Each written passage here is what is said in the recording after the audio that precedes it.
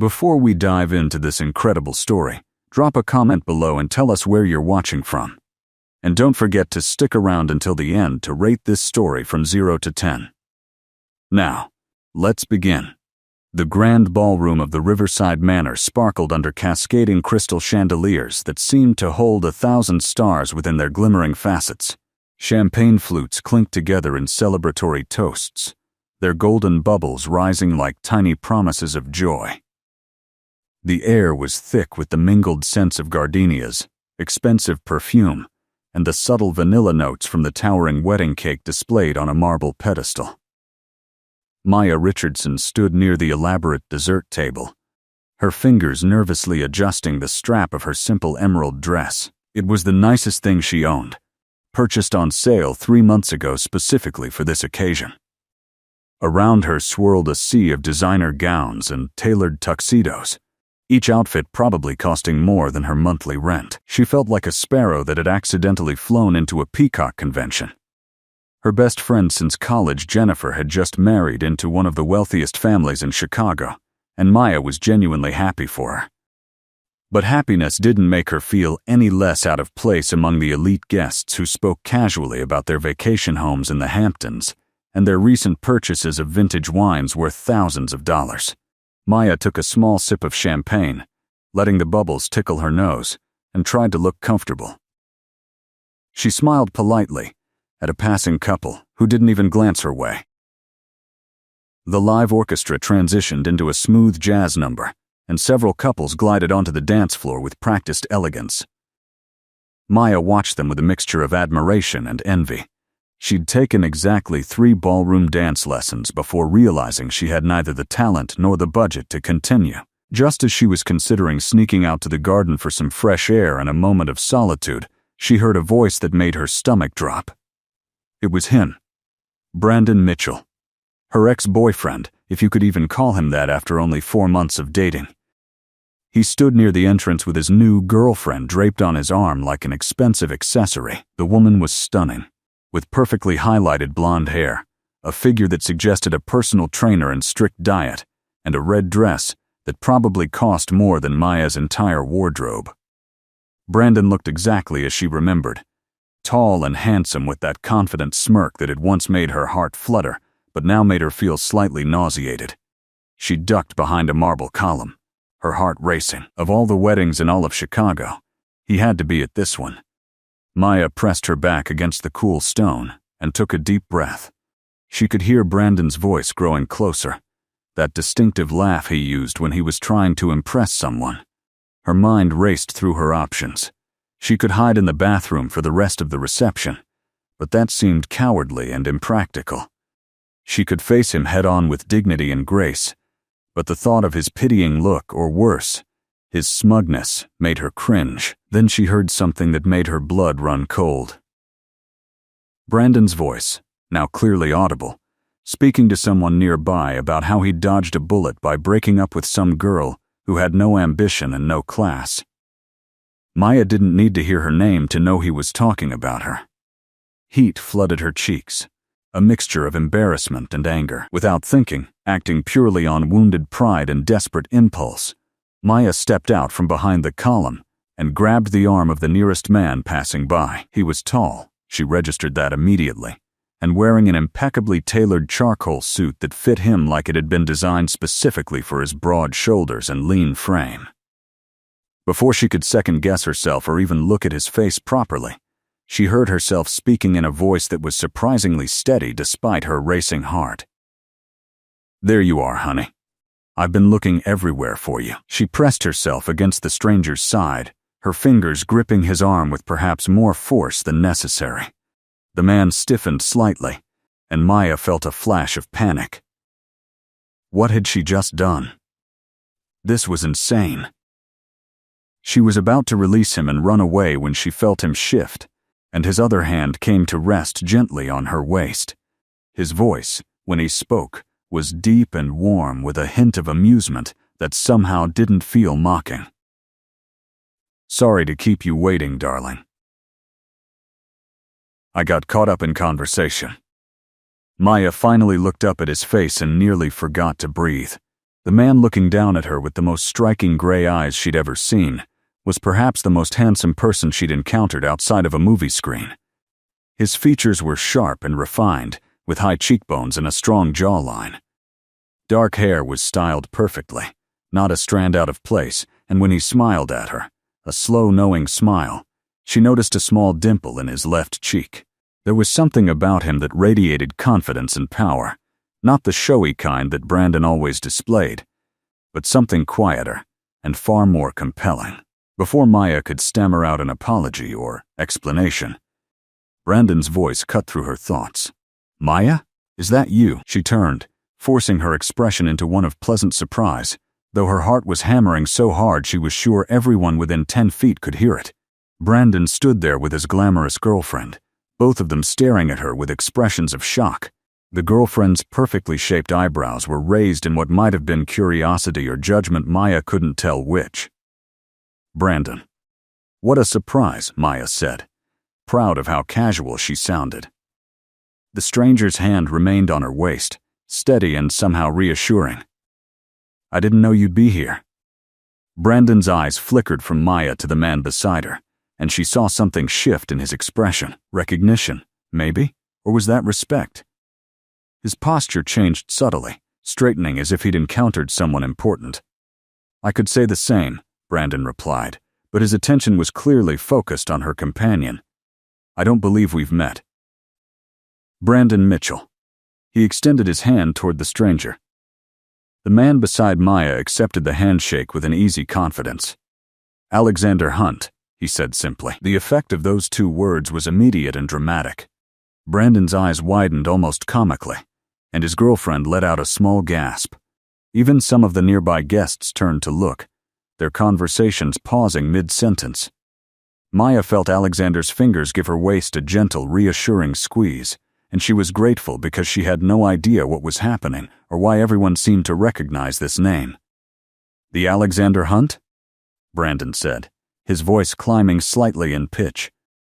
"Of Hunt Industries?" Alexander's smile was polite but didn't reach his eyes. "That's correct." Maya's mind was reeling. Hunt Industries? Even she, who paid minimal attention to business news, had heard of Hunt Industries.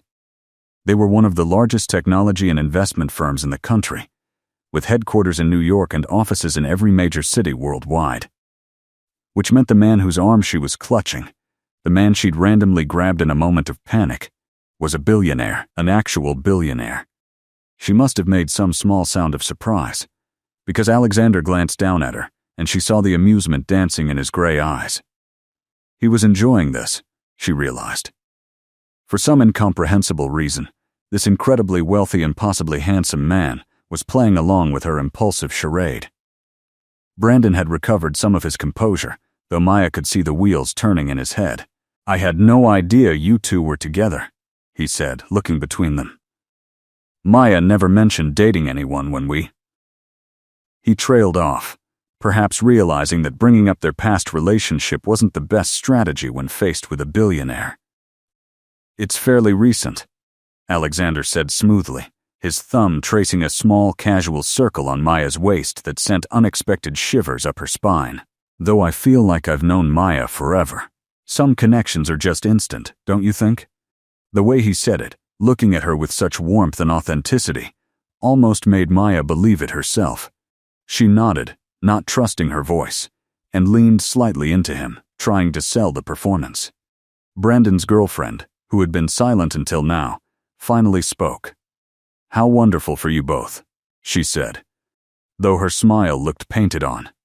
"Brandon and I have been together for 6 months now. He's taking me to Paris next month." There was a competitive edge to her voice, as if she was trying to establish her own relationship's worth. Maya felt a flash of her old insecurity. Paris. Of course they were going to Paris.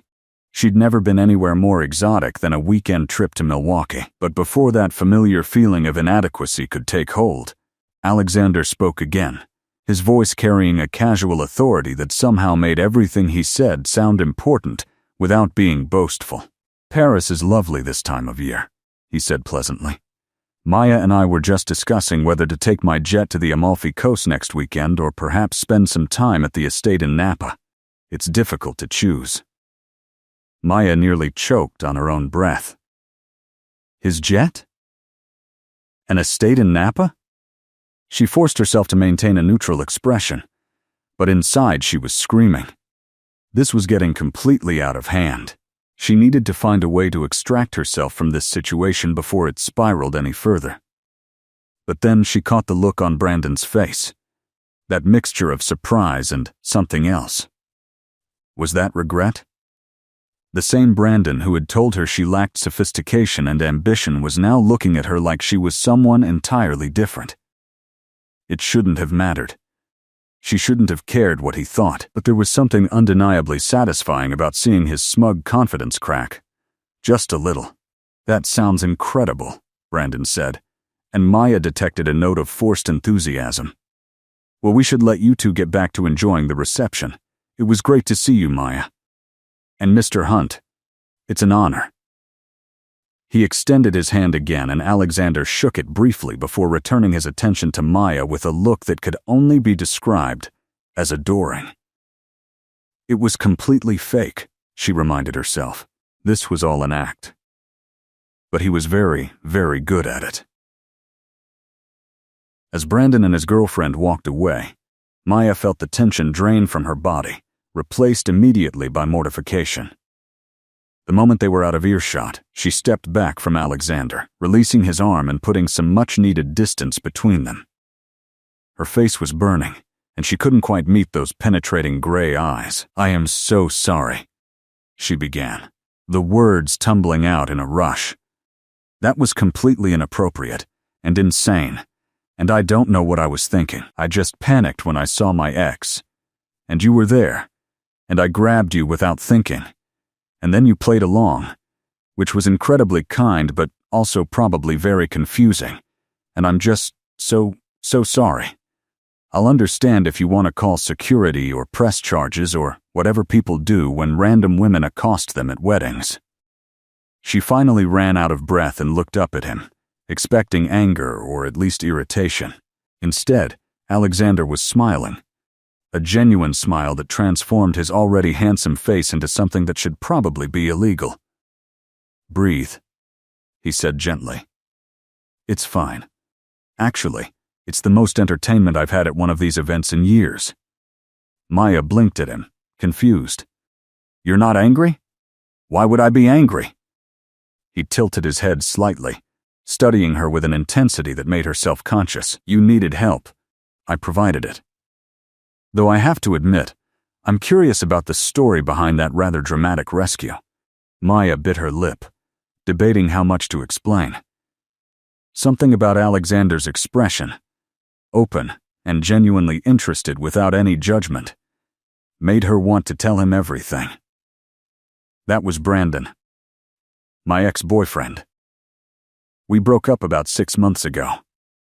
He said I lacked ambition and sophistication, that I was holding him back from the life he wanted to live. Then he started dating that woman, Amber, who's exactly the type he apparently needed.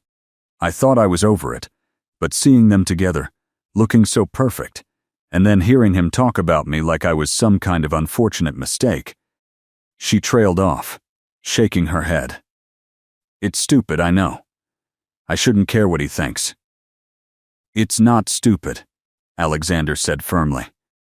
"And for what it's worth, he's an idiot." The simple statement, delivered with such certainty, made Maya laugh despite herself. "You don't even know me. Maybe I really am lacking in ambition and sophistication. You're at your best friend's wedding, clearly uncomfortable but here anyway, because you care about her.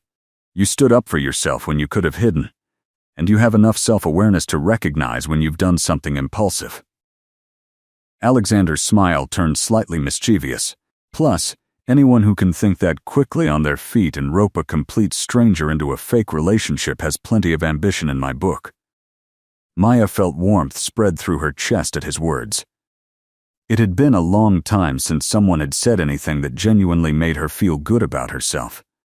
"Thank you for playing along," she said softly. You really saved me from what would have been an incredibly awkward conversation.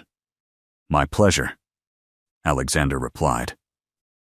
Though I should probably mention that now half the wedding knows you're supposedly dating Alexander Hunt.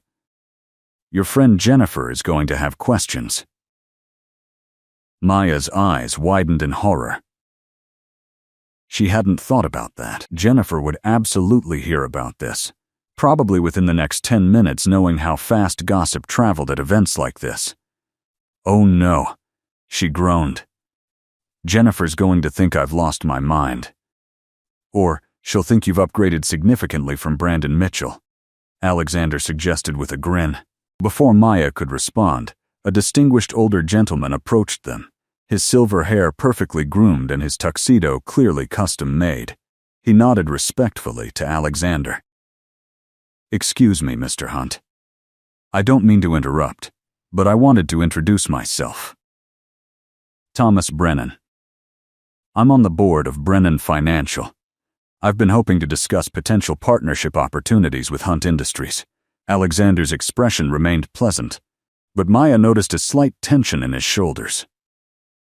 Mr. Brennan, this is a social event. Perhaps we could arrange a meeting through proper channels next week? The dismissal was polite but firm. Thomas Brennan had the grace to look slightly embarrassed. Of course. Forgive me. Enjoy your evening. As he walked away, 2 more people were already approaching, clearly hoping to catch Alexander's attention. Maya suddenly understood something. This was probably why he'd played along with her charade so readily. Being Alexander Hunt at an event like this meant being constantly approached, networking endlessly, never able to simply enjoy the evening.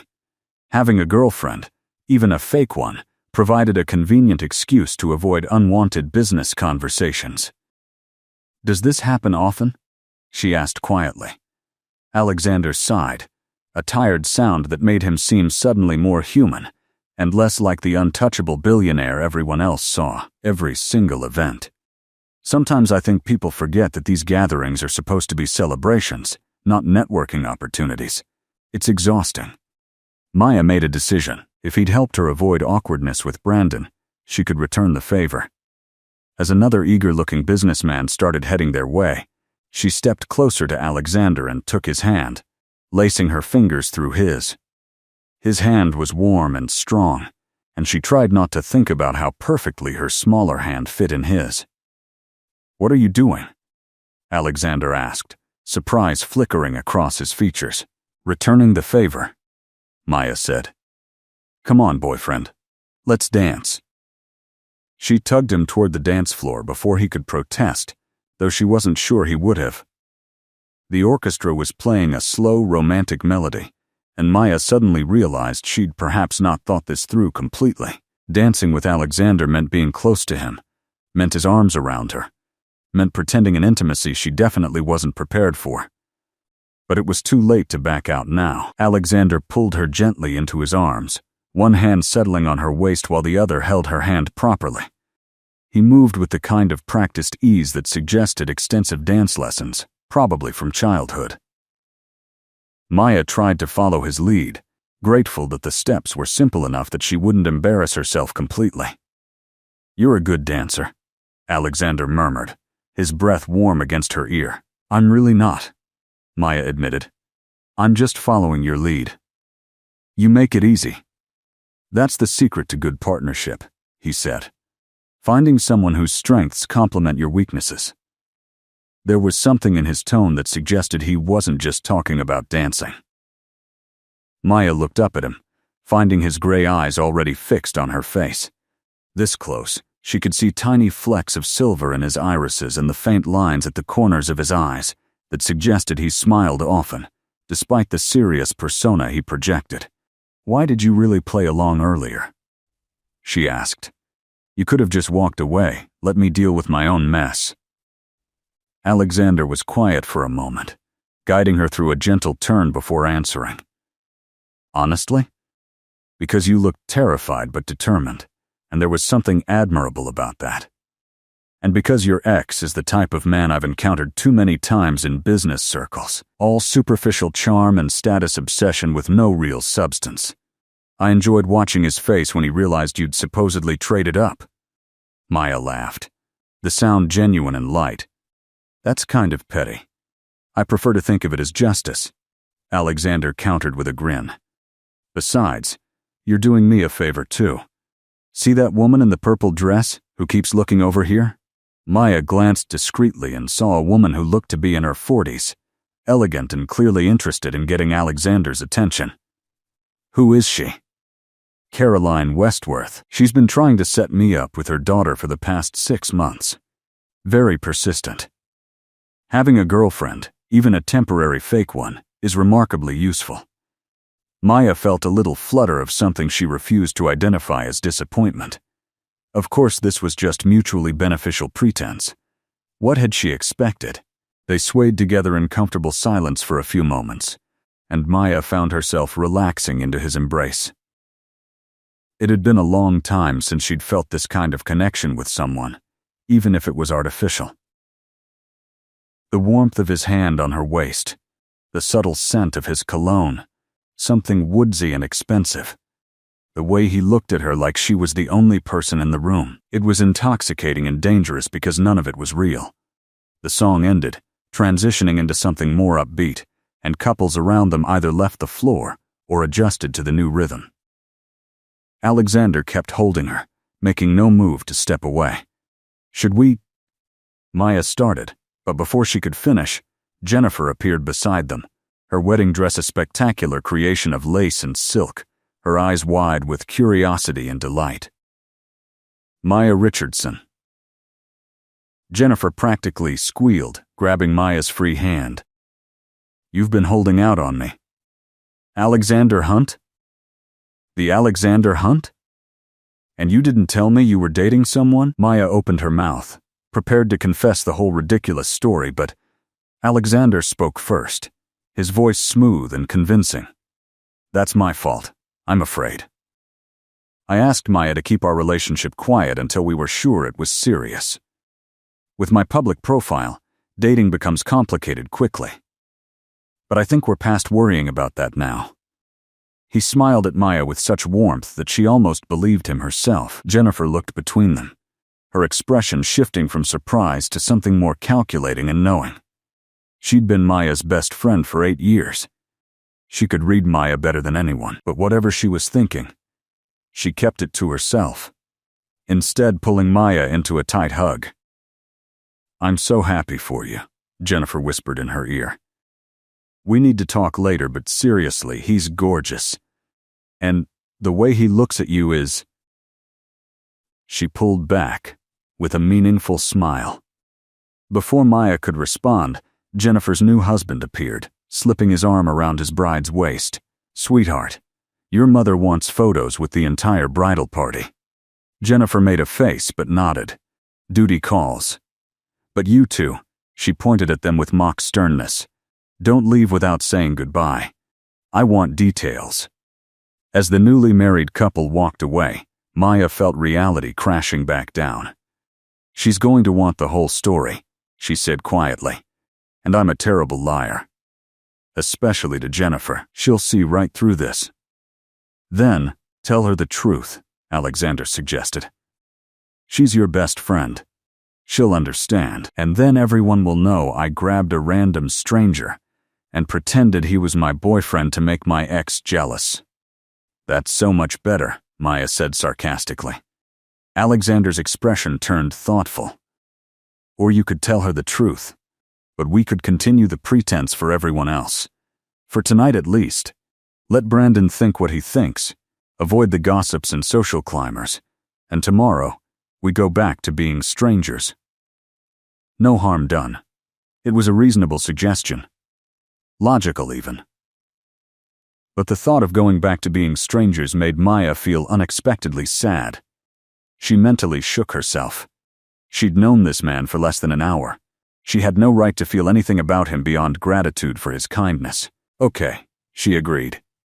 For tonight. But I should probably know a few things about my fake boyfriend. Where did we meet? How long have we been dating? What's your favorite food? Jennifer will definitely ask questions, Alexander laughed, a rich sound that made several women nearby turn to look at him with interest. Let's get some air and work out our story. The terrace should be quieter. He offered his arm, and after a moment's hesitation, Maya took it, letting him guide her through the crowd toward the French doors that led outside. The terrace was indeed quieter, with only a few couples scattered around, enjoying the mild evening air and the view of the city lights stretching out below. The hotel was on the 20th floor, and from here, Chicago looked like a carpet of twinkling stars. Alexander led her to a corner where ornamental plants provided a bit of privacy, and they leaned against the stone balustrade, the sounds of the reception muted behind them. So, Alexander began, his expression amused. Let's build our backstory. Where did we meet? Maya thought for a moment. Somewhere believable, not too romantic or Jennifer will know I'm lying. Maybe at a coffee shop? I go to this place near my apartment every morning before work, Lou's Coffee on Maple Street. Lou's, Alexander repeated, nodding. I can work with that. Let's say I was in the neighborhood for a meeting, stopped in for coffee, and we quite literally bumped into each other. You spilled your latte on my suit. Why would I spill coffee on you? Maya protested. That makes me look clumsy. It makes you look human and gives us a memorable first meeting, Alexander countered. And I insisted on buying you another coffee to replace the one you spilled, which led to conversation, which led to me asking for your number. Despite herself, Maya smiled at the scenario. It was the kind of meet-cute that happened in romantic comedies, not in real life, but it was sweet. Okay. And how long have we been dating? 3 months, Alexander said immediately. Long enough to be serious, but recent enough that it makes sense your friends might not know yet. We've been keeping it quiet because of my work situation. Maya nodded, appreciating his quick thinking. And your favorite food? Italian, he said. Specifically my grandmother's lasagna recipe, but since she passed away 5 years ago, I've been on a quest to find a restaurant that comes close. So far, unsuccessful. The way he mentioned his grandmother, with genuine affection and a hint of sadness, made Maya's heart squeeze. It was the first truly personal thing he'd shared, a glimpse beneath the polished exterior of Alexander Hunt, billionaire CEO. I'm sorry about your grandmother, she said softly. Alexander smiled, though it didn't quite reach his eyes. Thank you. She was an incredible woman, immigrated from Italy with nothing, built a successful restaurant with my grandfather. She taught me that money isn't what makes you rich, it's the people you love and the impact you make. Maya studied him with new appreciation. That's beautiful, and not what I expected a billionaire CEO to say. What did you expect? He asked, turning to face her fully genuine curiosity in his expression. She shrugged, feeling a little embarrassed. I don't know. Something about market dominance or quarterly profits? Alexander laughed. Well, I do care about those things too. But they're means to an end, not the end itself. Hunt Industries started because my grandfather wanted to create jobs in their neighborhood, wanted to give people opportunities they wouldn't otherwise have. As it grew, that mission got lost sometimes. I've been trying to bring it back, refocus on sustainable practices and employee welfare rather than just profit margins.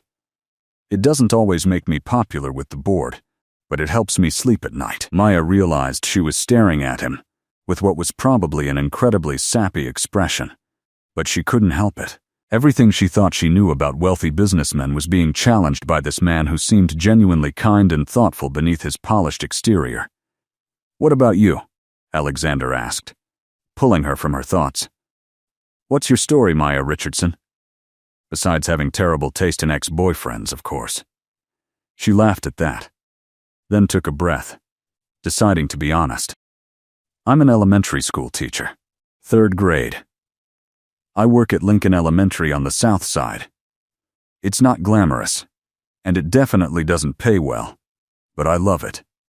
Those kids, they're why I get up every morning. Some of them come from really tough situations, and if I can make their day a little better, teach them something useful, show them that someone cares, then that matters. Alexander's expression softened as she spoke, and she saw something shift in his eyes. Respect, maybe. That's remarkable, he said quietly. Truly, teachers don't get nearly enough credit for the work they do. Brandon didn't think so, Maya said before she could stop herself. He thought it was a waste of my potential. Said I should go into corporate training or educational consulting. Something that would make real money and connect me with the right kind of people. The bitterness in her voice surprised her. Brandon is an idiot, Alexander said again, with even more conviction than before. There's nothing wrong with ambition or wanting financial success, but not at the cost of doing work that matters to you. Money without purpose is just numbers in an account. What you're doing, shaping young minds, giving kids a foundation that has impact that ripples forward for generations. That's real wealth. Maya felt tears prick her eyes and blinked them back quickly. Thank you, she managed. You have no idea how much I needed to hear that. They stood in comfortable silence for a moment, the night air cool against Maya's skin. From inside, she could hear the band striking up another song, and laughter drifted out through the open doors. It felt surreal, standing here with this incredible man, having this unexpectedly deep conversation. She should probably go back inside, mingle with the other guests, do the normal wedding things. But she didn't want to. She wanted to stay right here, in this moment, even though she knew it couldn't last. Can I ask you something? Alexander said, breaking the silence. Maya nodded. Why did you really grab me earlier? I mean, I understand wanting to avoid your ex, but you could have just walked away, found a different part of the reception to be in. Why the dramatic gesture? Maya considered the question, trying to understand her own motivations.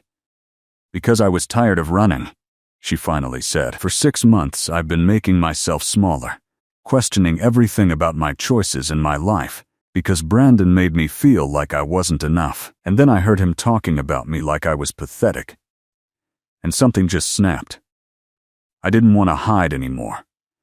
I wanted him to see that I was fine. Better than fine. Even if it was a lie. It's not a lie, Alexander said firmly. You are better than fine. You're remarkable. And you didn't need me or anyone else to prove that. But I'm glad I could help you remember it. The sincerity in his voice made Maya's breath catch. How was this man real? And why couldn't she have met him under different circumstances, in a situation where this could be genuine instead of an elaborate pretense? We should probably head back inside, she said reluctantly. People will start to wonder where we've gone. Alexander nodded but didn't move immediately. Instead, he reached out and gently tucked a strand of hair behind her ear, his fingers brushing her cheek. The gesture was intimate and tender, and Maya's heart hammered in her chest. For what it's worth, he said softly, this has been the best wedding I've attended in years. Thank you for grabbing my arm. Maya smiled, trying to ignore the way her entire body seemed to be humming from that brief touch. Thank you for not having me arrested. They walked back inside together, and immediately the atmosphere shifted. Eyes turned toward them, and Maya could feel the weight of attention and speculation. Whispered conversations followed in their wake. Alexander must have noticed her tension because he leaned down and whispered in her ear, his breath sending shivers down her spine. Just remember, we're madly in love. Try to look like you can't keep your hands off me. Maya stifled a laugh, some of her nervousness dissipating. That shouldn't be too difficult, she muttered, then froze, realizing what she'd just said out loud. Alexander's eyes sparkled with amusement. Was that you staying in character? Or was that real? Character, Maya said quickly, her cheeks burning. Definitely character. Very committed to the role.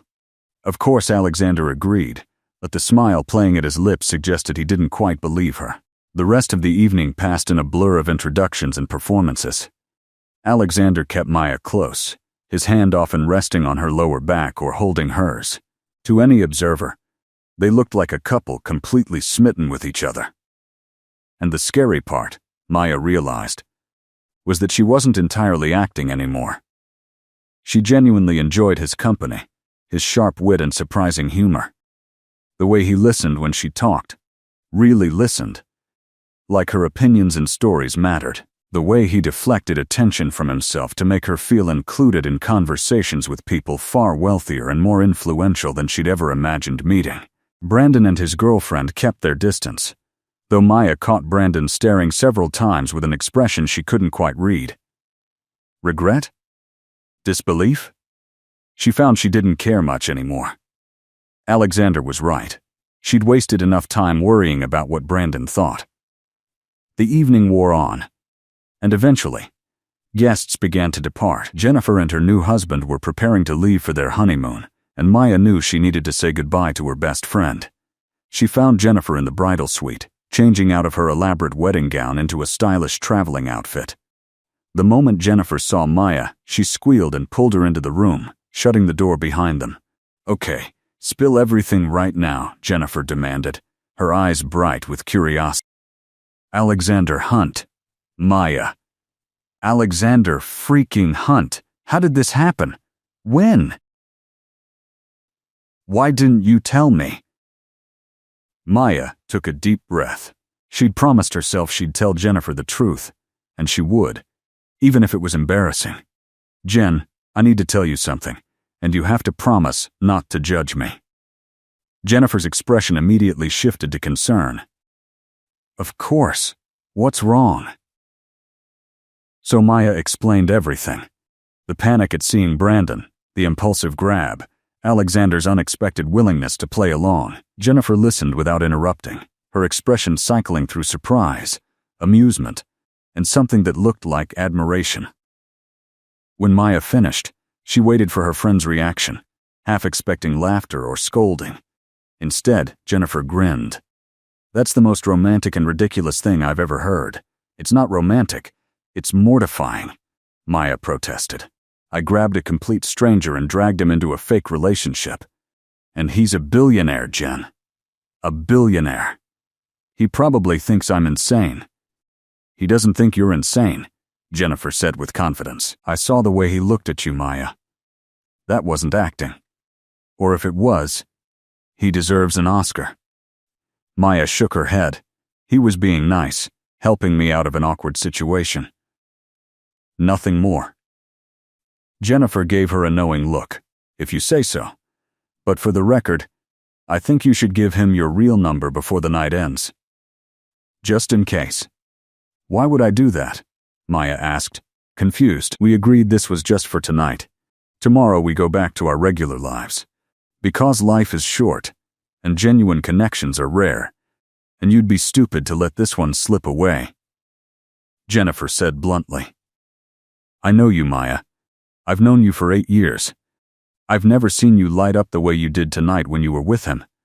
Not even with Brandon in the beginning." Maya wanted to argue, but the words died in her throat, because maybe Jennifer was right. Maybe she had felt something real tonight, beneath all the pretense. But that didn't change the fundamental problem. She was an elementary school teacher from a modest background. He was a billionaire CEO whose world she couldn't even begin to understand.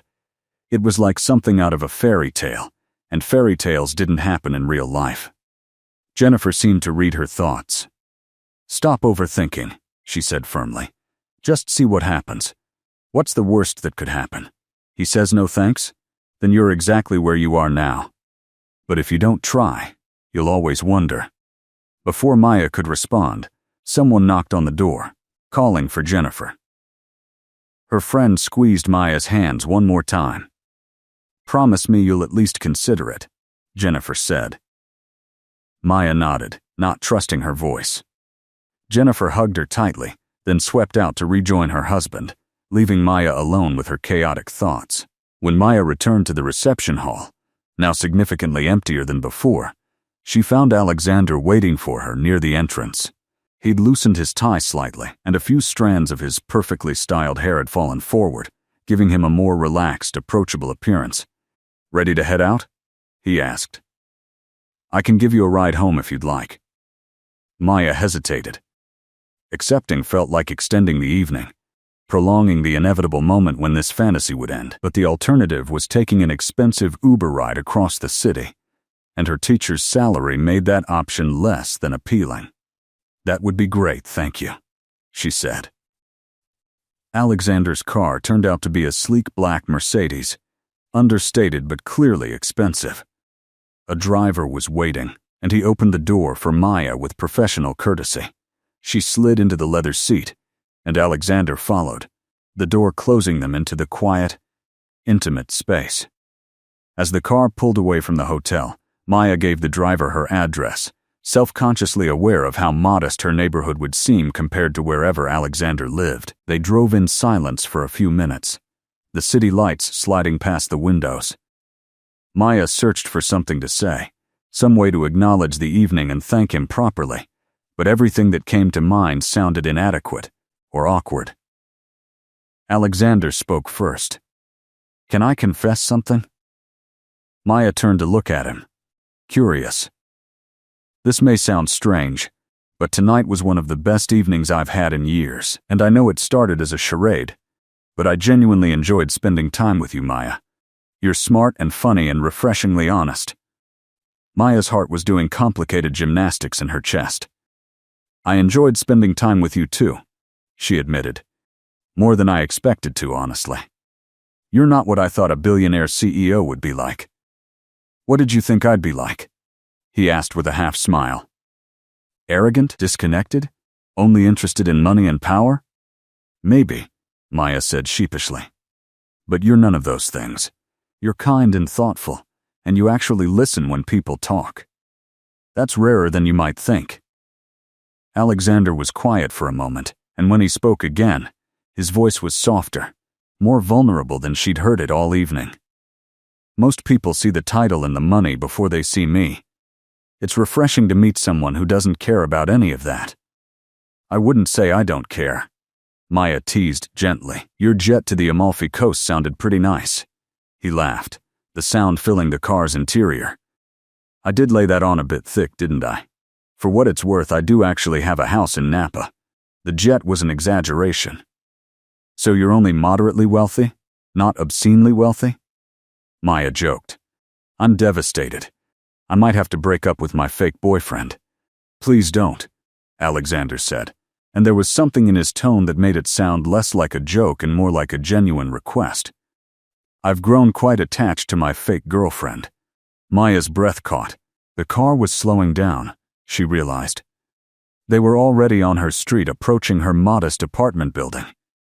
Reality was intruding on their temporary fantasy, and she felt a surprising pang of loss. The driver pulled up to the curb, and Alexander glanced out at the building. "This is you?" Maya nodded, suddenly self-conscious. Her apartment building was old, but well-maintained. Nothing fancy but clean and safe. It probably looked like a shoebox compared to wherever Alexander lived. "It's not much, but it's home." "It looks perfect," Alexander said, and he sounded sincere. The driver came around to open the door, but neither of them moved immediately. Maya knew she should thank him, say goodbye, step out of the car, and this magical evening. Instead, she found herself speaking the thoughts that had been circling her mind for the past hour. "Can I ask you something? And I want an honest answer." Alexander nodded. "Of course, if we had met differently, under normal circumstances, would you have given someone like me a second glance? Or was tonight just an entertaining diversion from your usual life?" It was a vulnerable question, and Maya half regretted asking it. But she needed to know. She needed to understand whether the connection she felt had been entirely one-sided. Alexander's expression became serious, and he shifted in the seat to face her fully. "Maya, if we'd met under normal circumstances, I would have considered myself incredibly lucky to get your phone number. Tonight wasn't a diversion. It was a reminder that the best things in life often happen when you're not planning them." Maya felt tears threatening again. But these were different from the earlier ones. These were the bittersweet tears of something beautiful that couldn't be. "I should go," she said quietly, not wanting to but knowing she needed to before she did something stupid like ask him to come inside or declare feelings that made no sense after knowing someone for a few hours. Maya. Alexander reached out and gently caught her hand. I know this started as a pretense, and I know we come from very different worlds. But I'd like to see you again, really see you, not as a social experiment or a fake relationship, but as two people getting to know each other. Would you be open to that? Maya's heart felt like it might burst. You want to date me? Actually date me? Yes, Alexander said simply. If you're willing to take a chance on your fake boyfriend becoming a real one. Maya laughed, a slightly hysterical sound that was half joy, half disbelief. This is insane. You know that, right? We barely know each other. Then let's get to know each other, Alexander said. Have dinner with me tomorrow, or coffee, if dinner feels like too much pressure. Let me take you to Lou's on Maple Street, and we can reenact our fictional first meeting. It was crazy. It was impulsive. It was everything practical Maya would normally talk herself out of. But hadn't tonight already been filled with impulsive decisions? And hadn't those decisions led to one of the best evenings of her life? Okay, she heard herself say, coffee tomorrow. But I'm buying, since I apparently spilled my latte on you during our first meeting. Alexander's smile was radiant. Deal. Give me your number and I'll pick you up at 10? Maya rattled off her number, watching as he entered it into his phone. He immediately sent her a text, so she'd have his number too. The reality of what she'd just agreed to was starting to sink in, along with a flutter of nervousness. I should warn you, she said, feeling like honesty was important. My life is pretty ordinary. I grade papers and plan lessons. I eat takeout more often than I should. My apartment is small, and I have a cat named Mr. Whiskers who's extremely judgmental. It's not glamorous. Sounds perfect, Alexander said. And I should warn you that my life can be complicated. There are demands on my time, public attention that comes with my name, expectations from people who think they have a say in my personal life. It's not always easy. We'll figure it out, Maya said, surprising herself with her certainty. Alexander squeezed her hand gently, then lifted it to his lips, pressing a soft kiss to her knuckles. The gesture was old-fashioned and romantic, and it sent warmth flooding through Maya's entire body. Good night, Maya Richardson, he said softly. Thank you for an unforgettable evening. Good night, Alexander Hunt, Maya replied. Thank you for being the best fake boyfriend a girl could ask for. She stepped out of the car, and the driver closed the door behind her. The Mercedes pulled away from the curb, and Maya stood on the sidewalk, watching until the taillights disappeared around the corner. Then she let out a breath she hadn't realized she'd been holding and practically floated up to her apartment. Mr. Whiskers greeted her at the door with his usual indifferent meow, and Maya scooped him up, dancing around her small living room with the cat held against her chest. You won't believe what happened tonight, she told him. Mr. Whiskers looked supremely unimpressed, but Maya didn't care.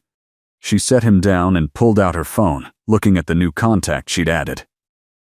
Alexander Hunt. With a real phone number and a date tomorrow. It still felt like a dream. She collapsed onto her couch, replaying the entire evening in her mind.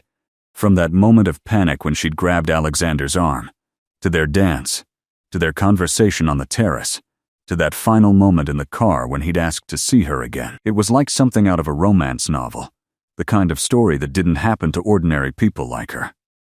Except it had happened. And tomorrow, she'd find out if the magic could survive beyond the wedding reception, beyond the champagne and evening gowns and pretense. Her phone buzzed with a text message, and Maya's heart leaped when she saw Alexander's name. Just got home. Already looking forward to tomorrow. Sleep well, Maya. She smiled and typed back, you too. And Alexander? Thank you for tonight. All of it. His response came quickly. The pleasure was entirely mine. Sweet dreams. Maya hugged her phone to her chest, feeling ridiculously giddy. Tomorrow would come with its own challenges and questions. But tonight, she was going to enjoy this feeling, this hope, this possibility that maybe, just maybe, fairy tales could happen in real life. The next morning, Maya woke up to sunlight streaming through her curtains and the immediate, heart-stopping realization that she had a date with Alexander Hunt in 3 hours. The panic set in immediately. What did one wear to coffee with a billionaire? Her normal jeans and t-shirt suddenly seemed impossibly inadequate. She tore through her closet, pulling out and discarding outfit after outfit. Too casual, too formal, too boring, too trying too hard. Finally, she settled on a simple sundress in soft yellow with white sandals. It was pretty without being overly dressed up, comfortable but still put together. She hoped. Her phone rang, and Jennifer's face appeared on the screen. Maya answered, putting her on speaker while she tried to do something with her hair. "So," Jennifer said without preamble, her voice gleeful even through the phone. "I heard from 3 different people that you and Alexander Hunt left together last night. Please tell me you took my advice." Maya blushed even though no one could see her. "We're having coffee this morning." Jennifer's squeal was so loud Maya had to hold the phone away from her ear. "I knew it. I knew there was something real there." "Maya, this is amazing." "It's just coffee," Maya said, trying to calm her own racing heart as much as Jennifer's enthusiasm. "Let's not get carried away. We barely know each other." "You know enough to know you like him," Jennifer countered. "And he clearly likes you. Just be yourself, Maya." "That's who he asked out. Not some fake version you think you should be." Maya took a deep breath, letting her friend's words sink in. Jennifer was right. Alexander had asked her out knowing exactly who she was. A teacher with a modest life and a judgmental cat. She didn't need to pretend to be anyone else. "You're right," Maya said. "Okay. I can do this." "Of course you can. Now go knock his socks off, and I want details later." After Jennifer hung up, Maya finished getting ready with slightly more confidence. She applied light makeup, added simple earrings, and gave herself one final look in the mirror. She looked like herself, just maybe the best version of herself. That would have to be enough. At exactly 10 o'clock, her phone buzzed with a text. "I'm outside. No pressure, but I'm very excited to see you." Maya smiled, grabbed her purse, and headed downstairs. The Mercedes was parked at the curb, but this time Alexander was standing outside, leaning against the car. He wore dark jeans and a white button-down with the sleeves rolled up, casual, but still somehow elegant. When he saw her, his face lit up with a smile that made her stomach do flips. "You look beautiful," he said as she approached. "So do you," Maya replied, then laughed. "I mean, you look handsome. Obviously." Alexander grinned. "I'll take beautiful. Shall we?" He opened the car door for her, and Maya slid inside, her nervousness mixing with excitement. Lou's coffee was only about 10 minutes away, and during the drive, they chatted easily about mundane things. How Maya had slept, whether Mr. Whiskers had forgiven her for coming home late, what Alexander typically did on Sunday. The conversation flowed naturally, without the awkwardness Maya had feared. When they arrived at Lou's, Maya was surprised to see that Alexander had been serious about recreating their fictional meet cute. As they entered the small, cozy coffee shop with its mismatched furniture and local art on the walls, he turned to her with a mischievous expression. "So, this is where I'm supposed to dramatically bump into you and make you spill your coffee, right?" Maya laughed. "Please don't. I actually like this dress." "Wise decision," Alexander agreed. "Let's skip the property damage and go straight to the part where I buy you coffee." They ordered at the counter, Maya getting her usual caramel latte, and Alexander trying the shop's signature blend. Lou, the owner, a friendly man in his 60s who'd been serving Maya her morning coffee for 3 years, gave Alexander an appraising look, but was gracious enough not to comment on Maya's unusual companion. They found a table by the window, and Maya wrapped her hands around her warm mug, feeling some of her nervousness dissipate. This was nice. Normal. Just two people having coffee and conversation. I have a confession, Alexander said after they'd been chatting for a while. Last night, after I dropped you off, I did something I probably shouldn't have. Maya's eyebrows rose. That sounds ominous. I looked you up, he admitted. Online. I wanted to know more about you. Make sure I wasn't misreading what I felt during our evening together. Maya wasn't sure how to feel about that. And what did you find? That you have very little social media presence, which is refreshing. But I did find an article about your school's literacy program that you developed. The one that pairs struggling readers with high school mentors? The article said it's been incredibly successful and other schools are looking to replicate it. Maya felt her cheeks warm. She was proud of that program. Had worked hard to get it off the ground. But hearing Alexander mention it made it feel more significant somehow. It's just trying to help kids who need extra support, she said modestly. It's innovative and making a real difference, Alexander corrected. And it confirms what I already knew. You're remarkable at what you do. Did you look up anyone else from last night? Maya asked, partly to deflect attention from herself, and partly out of curiosity. Alexander's expression turned slightly rueful. If you're asking whether I looked up your ex, yes, I wanted to understand what kind of person would let someone like you go. Maya felt a flutter in her chest at his words. And what did you discover? That Brandon Mitchell works in his father's real estate firm, posts constantly about his lifestyle on social media, and seems primarily concerned with appearances and status. Alexander's tone was neutral, but Maya detected a hint of disdain. He's exactly the type I deal with in business, all surface and no substance. I'm glad you're not with him anymore. Me too, Maya said, realizing with some surprise that she meant it completely. Whatever lingering hurt or insecurity she'd felt about Brandon had evaporated.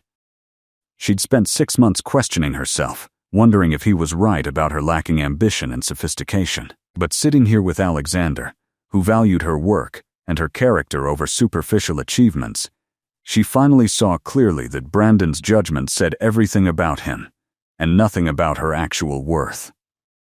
Can I ask you something? Maya ventured, feeling brave. Last night you said you've been trying to refocus Hunt Industries on its original mission, on sustainability and employee welfare.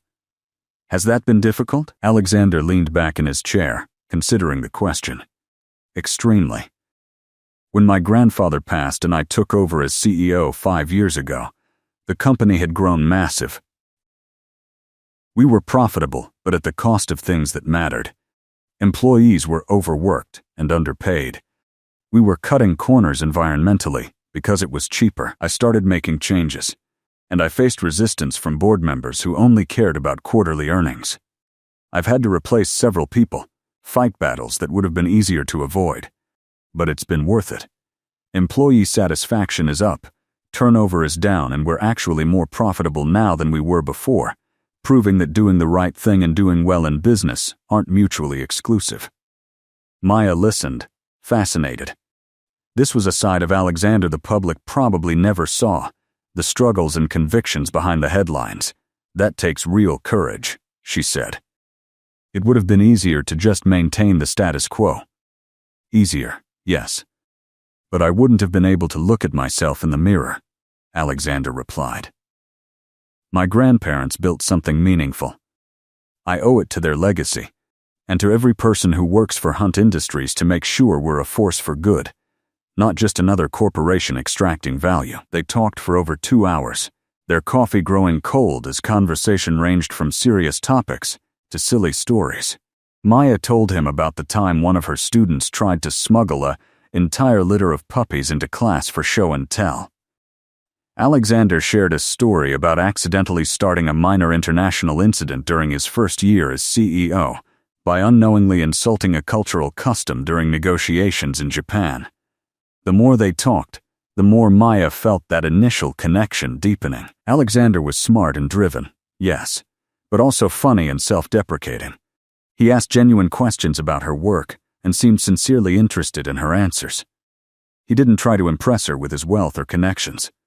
He was just himself, and that self was someone Maya found herself genuinely liking more with each passing minute. Finally, Lou came by their table with an apologetic smile. "I hate to interrupt, but we're closing for a private event. You two lovebirds need to find another spot." Maya glanced at her phone and was shocked to realize it was already past 1 o'clock. They'd been here for over 3 hours. "I'm sorry," she said to Alexander. "I didn't realize how long we'd been sitting here." "Don't apologize," he said, standing and offering his hand to help her up. "Time flies when you're enjoying yourself. Have you had lunch?" Maya shook her head, and Alexander smiled. "Good, because I know a place that makes excellent Italian food. Not as good as my grandmother's, but close. Will you let me take you?" Maya knew she should probably be cautious, not spend the entire day with him, maintain some kind of boundary or mystery. But she didn't want to. She wanted to extend this day for as long as possible. "I'd love that," she said. The restaurant Alexander took her to was a small, family-owned place in Little Italy, the kind of spot you'd never find unless you knew about it. The owner greeted Alexander by name with genuine warmth, not the fawning deference Maya might have expected. They were seated at a cozy corner table with a red checkered tablecloth, and the smells coming from the kitchen made Maya's stomach rumble. Over pasta and wine, they continued their conversation. Alexander asked about her family, and Maya told him about her parents who lived upstate, both retired teachers themselves. Her dad taught history. Her mom, English literature. Growing up, their house had been full of books and lively dinner table debates about everything from politics to pop culture. "They sound wonderful," Alexander said. "I'd love to meet them sometime." The casual way he said it, like meeting her parents was a natural progression rather than a huge step, made Maya's heart skip. "They'd like you," she said, "though my dad would definitely grill you about your business practices and my mom would want to discuss whatever book she's currently reading." "I look forward to it," Alexander said. And Maya believed he meant it. They finished lunch and walked through the neighborhood, neither of them quite ready to end the day. Alexander pointed out places from his childhood, the park where his grandfather used to take him to feed ducks, the corner store where he'd bought candy with his allowance. Maya shared her own memories, the library where she'd spent countless hours as a kid, dreaming of all the places she'd go and things she'd do. "Did you achieve those dreams?" Alexander asked as they sat on a bench overlooking a small fountain. Maya thought about it. "Some of them. I wanted to be a teacher. And I am. I wanted to make a difference in kids' lives, and I think I do. The dreams about traveling the world and having grand adventures, those haven't happened yet. But I'm okay with that. Life doesn't have to be dramatic to be meaningful. What if you could have both?" Alexander asked quietly. "Meaningful work and grand adventures?" Maya looked at him, trying to read his expression. "What do you mean?" Alexander took her hand, his thumb tracing gentle circles on her palm. "I mean that I'd like to be part of your life, Maya. I know it's fast, and I know we've only known each other for less than 24 hours. But I haven't felt this kind of connection with anyone in years. I'm not saying we need to rush into anything, but I'd like to see where this goes, and if you want those adventures, I'd love to take them with you." Maya's breath caught. This was real. This incredible, impossible thing was actually real. "I'd like that too," she said softly. "But I need you to know that my life is different from yours. I can't just take off on a moment's notice. I have responsibilities, students who depend on me. I can't be the kind of girlfriend who's available whenever you need a +1 for some fancy event. I don't want you to be," Alexander said firmly. "I don't want you to change anything about your life or who you are. We'll figure out how to make our lives fit together, not force one of us to give up what matters. Your work is important, and I respect that. We'll work around it." Maya felt tears threatening again. The good kind. "You're really serious about this?"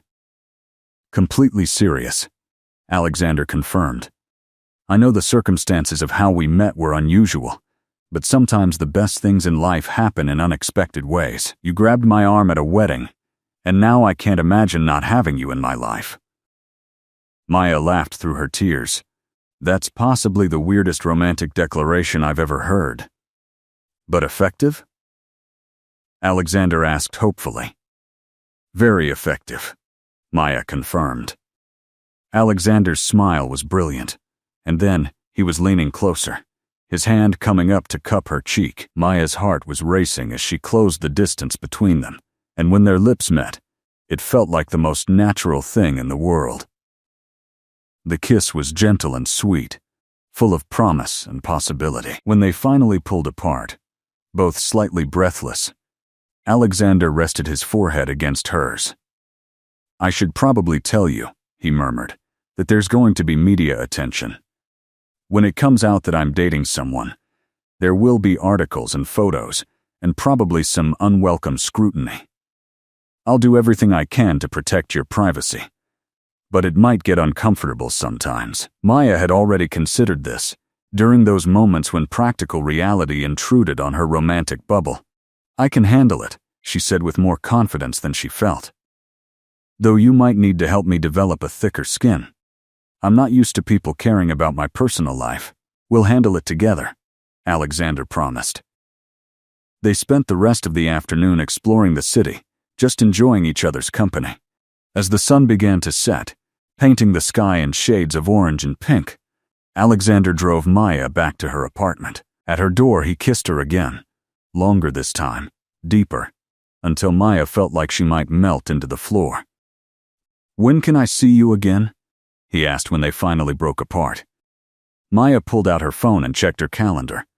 I have parent-teacher conferences Monday and Tuesday evening, and Thursday I'm staying late to work on the literacy program. Wednesday? Wednesday, Alexander agreed. I'll pick you up after school. We'll do something fun. Your choice. Deal, Maya said. She watched from her window as his car pulled away, still hardly believing any of this was real. The next few weeks passed in a blur of happiness. Maya threw herself into her teaching during the day and spent her evenings and weekends with Alexander. He was patient with her schedule, never complaining when she had to cut dates short to finish lesson plans, or when she was too exhausted from a difficult day with her students to do anything but curl up on her couch. He seemed genuinely interested in her work, asking about her students by name, celebrating small victories when a struggling reader made progress, or a shy child finally participated in class discussions. Maya met some of Alexander's world too. She attended a charity gala with him, wearing a dress he'd insisted on buying her despite her protests. The event was overwhelming, full of people whose names she recognized from news articles and magazine covers. But Alexander never left her side, introducing her proudly and deflecting attention when he sensed she was getting uncomfortable. She met his mother, an elegant woman named Catherine, who looked at Maya with initial skepticism that gradually warmed as the evening progressed. Over dinner at Catherine's penthouse, Maya found herself discussing education policy and the challenges facing public schools. Catherine, it turned out, sat on the board of several educational foundations and was genuinely interested in Maya's perspectives. By the end of the night, Catherine had pulled Maya aside. I wasn't sure what to expect, she admitted. Alexander has dated before, but he's never looked at anyone the way he looks at you. Don't hurt him. I won't, Maya promised, understanding the protective instinct behind the words. He's important to me too. Catherine smiled then, a real smile that transformed her formal features. Good. Then welcome to the family. We're a bit much sometimes, but we mean well. Maya introduced Alexander to her parents the following weekend. They drove upstate to the small town where Maya had grown up, and she watched nervously as her father grilled Alexander about everything from business ethics to his intentions toward Maya. Her mother was more subtle but no less thorough in her assessment. By the end of the weekend, both her parents had given their approval. Her father pulled her aside as they were leaving. He's a good man, Maya Bear, he said, using his old nickname for her, different from what I expected. He respects you. And that's what matters most. Not everything was perfect, of course. There were challenges. The first time a paparazzi photo of them appeared online, Maya was shocked and a bit horrified to see herself analyzed in the comments section. Some people were supportive, but others were cruel, questioning why someone like Alexander was with a nobody teacher and speculating that she must be after his money. Alexander held her while she cried angry tears, then helped her understand that those voices didn't matter. The people who knew them, who saw their relationship, those were the only opinions worth considering. Maya's friends were wonderful, rallying around her and creating a buffer against the negative attention. Jennifer was particularly fierce in her protection, shutting down gossip and defending Maya to anyone who dared question her worth. There were practical challenges too. Alexander's schedule was demanding, full of meetings and travel that sometimes kept them apart for days at a time. Maya's own commitments meant she couldn't always be available when he had free time. They learned to communicate, to plan ahead, to make the most of the time they had together. 3 months into their relationship, Alexander showed up at Maya's apartment on a Friday evening with an unexpected proposal. "Pack a bag," he said, his eyes sparkling with excitement. "We're going on an adventure." "I have school Monday," Maya protested, even as excitement bubbled up inside her. "I've already arranged for a substitute," Alexander said. "Your principal owes me a favor after Hunt Industries donated those new computers to the school. Don't worry, it's all approved. Now pack. Comfortable clothes, hiking boots if you have them, and something nice for dinner." Maya was too excited to argue further. She threw clothes into a bag while Alexander played with Mr. Whiskers, who had surprisingly taken to Alexander despite his usual aloofness toward strangers. An hour later, they were on a private plane heading west. Alexander wouldn't tell her where they were going, just smiled mysteriously and told her to be patient. They landed in Colorado as the sun was setting, and a car took them to a beautiful mountain lodge surrounded by pine forests and overlooking a crystal-clear lake. "Welcome to one of your adventures," Alexander said as they stood on the balcony of their cabin, the mountain air crisp and clean. That weekend was magical. They hiked through forests where fall colors blazed gold and red. They had a picnic by the lake, feeding each other sandwiches and laughing at absolutely nothing. They talked for hours about everything and nothing, learning more about each other with every conversation. On Sunday morning, Alexander took her to a lookout point as the sun rose, painting the mountains in shades of pink and gold. "I want to show you the world," he said, holding her close as they watched the sunrise. "Not because I think your life needs improving, but because you deserve to experience everything you've dreamed of. Your work is important, and we'll always work around that. But during school breaks, on long weekends, whenever we can steal time, I want to take you places, show you things, create memories together." Maya turned in his arms to face him. "You've already given me so much." "I've given you plane tickets and nice dinners," Alexander said. "You've given me something far more valuable. You've reminded me what it feels like to be seen for who I am, not what I can provide. You've brought joy back into my life. You've made me laugh more in 3 months than I have in 3 years. That's the real gift." Maya kissed him then, pouring all her feelings into it. She'd never expected to find this kind of love, this kind of partnership, but here it was, built on an impulsive moment at a wedding that had blossomed into something real and deep and lasting. They returned to Chicago on Monday afternoon, and Maya went straight to school for a faculty meeting, still glowing from the weekend. Her fellow teachers noticed immediately, teasing her good-naturedly about her happiness. She didn't mind. She was happy. Genuinely, completely happy in a way she'd never been before. That evening she had dinner with Jennifer and filled her in on all the details of the weekend trip. Jennifer listened with a huge smile, occasionally squealing with excitement. "I told you," Jennifer said smugly when Maya finished. "I told you not to let him slip away. Best decision you ever made, grabbing that man's arm." Maya laughed. "You know what? You're absolutely right. Best impulsive decision." 6 months after that wedding, Maya and Alexander were still going strong. They'd navigated the challenges of their different worlds and found a rhythm that worked for both of them. Alexander had become a fixture at school events, showing up to help with the literacy program and genuinely connecting with Maya's students. Maya had learned to handle the public attention that came with dating Alexander Hunt, developing a grace and confidence she hadn't known she possessed.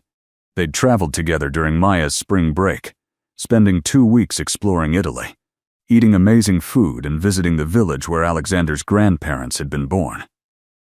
Maya had never felt more alive than she did exploring ancient ruins and small coastal towns with Alexander by her side. But more than the grand gestures and exotic trips, it was the small moments Maya treasured most. Alexander showing up at her apartment with takeout after a difficult day, reading together on her couch, Mr. Whiskers purring between them, Alexander attending her students' end-of-year performances, cheering as loudly as any parent, Maya surprising him at his office with lunch when she knew he was stressed about a big deal. 1 year after the wedding where they'd met, Jennifer invited them to an anniversary party. As they got ready in Maya's apartment, now expanded slightly with some of Alexander's things, Maya couldn't help but reflect on how much had changed. "Nervous about seeing Brandon?" Alexander asked, adjusting his tie in the mirror. He'd noticed her distraction. Maya considered the question and realized with some surprise that she wasn't nervous at all. "No," she said honestly. "I'm grateful to him, actually." Alexander raised an eyebrow. "That's generous of you." "I mean it," Maya insisted. "If he hadn't been at that wedding, if I hadn't felt that moment of panic, I never would have grabbed your arm. I never would have met you. Sometimes the worst things lead to the best things." Alexander pulled her close, kissing her forehead. "In that case, I'm grateful to him too. Though I'd still like to believe we would have found each other somehow. Some connections are just meant to be." At the party, Maya and Alexander were relaxed and happy, completely comfortable with each other. Brandon was there with yet another new girlfriend, and when they crossed paths, the interaction was brief and cordial. Maya felt nothing but indifference toward her ex. Any remaining hurt or anger long since faded. What she felt instead was profound gratitude for how things had worked out. Later in the evening, Jennifer pulled Maya onto the dance floor. Just the two of them. "I have to tell you something," Jennifer said, her eyes sparkling with mischief. "Do you remember that night when you grabbed Alexander?" "Kind of hard to forget," Maya replied with a laugh. "Well, I may have had something to do with that," Jennifer admitted. "I saw you looking panicked when Brandon walked in, and I saw Alexander standing alone looking bored. I might have mentioned to him that my best friend was having a tough night and could use a friendly face nearby. I didn't tell him to play along with your scheme. That was all his choice. But I might have inadvertently set things in motion." Maya stared at her best friend in shock, then burst out laughing. "You meddler. This whole time I thought it was random chance. The best love stories always have a little help from friends," Jennifer said. "Are you mad?"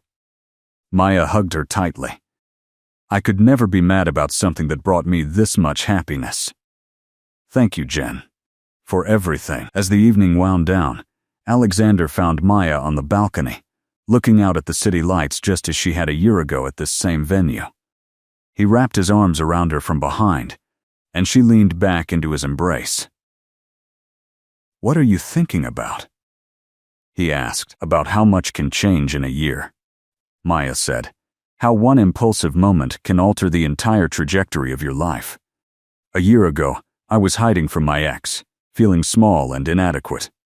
Now I'm standing here with you, feeling like the luckiest person alive." "I'm the lucky one," Alexander murmured into her hair. "You took a chance on me, on us. You let me into your life and showed me what really matters. I love you, Maya Richardson. I've loved you since that first night when you grabbed my arm and looked at me like I was a lifeline." Maya turned in his arms, her heart overflowing. "I love you too. Even though you're a billionaire with a jet and houses in multiple states and a tendency to surprise me with extravagant trips. Is the jet a deal breaker?" Alexander teased. I can get one. Don't you dare, Maya said, laughing. I've gotten quite fond of avoiding commercial airlines. Alexander reached into his pocket and pulled out a small velvet box. Maya's breath caught as he opened it, revealing a stunning ring. A simple band with a single perfect diamond. I know we said we'd take things slow, Alexander said, his voice slightly nervous for the first time in months. And I know conventional wisdom says a year isn't very long. But I've never been more certain of anything in my life. Maya, will you marry me? Will you let me spend the rest of my life showing you how extraordinary you are? Will you be my adventure partner? My best friend? My everything? Tears streamed down Maya's face as she nodded vigorously. Yes, she managed to say. Yes, absolutely yes. Alexander slipped the ring onto her finger, and it fit perfectly, just like everything about them. He kissed her deeply, and around them, the party erupted in cheers. Jennifer had apparently been watching from the window, and had alerted everyone to what was happening. But Maya barely noticed. All she could focus on was Alexander. This incredible man who had appeared in her life in the most unexpected way and changed everything. They pulled apart finally, both grinning like fools, and Maya looked down at the ring sparkling on her finger. You know, she said, wiping away happy tears, if anyone had told me a year ago that grabbing a random stranger's arm would lead to this, I never would have believed them. Lucky for both of us that you're impulsive, Alexander said. Lucky for both of us that you played along, Maya countered. Alexander kissed her again, softer this time, full of promise and love. I'll always play along, for the rest of our lives. You grabbed the wrong guy's arm and claimed I was your boyfriend, and it turned out to be the most right-wrong choice either of us ever made. Maya laughed through her tears. The billionaire who played along perfectly. That should be the... No, Alexander said, pulling her close. The title should be, She Grabbed My Arm and Stole My Heart. That's the real story. And as they stood there on the balcony, surrounded by friends celebrating their engagement, Maya knew that their story was just beginning. It had started with a desperate grab and a white lie, but it had become something real and true and beautiful.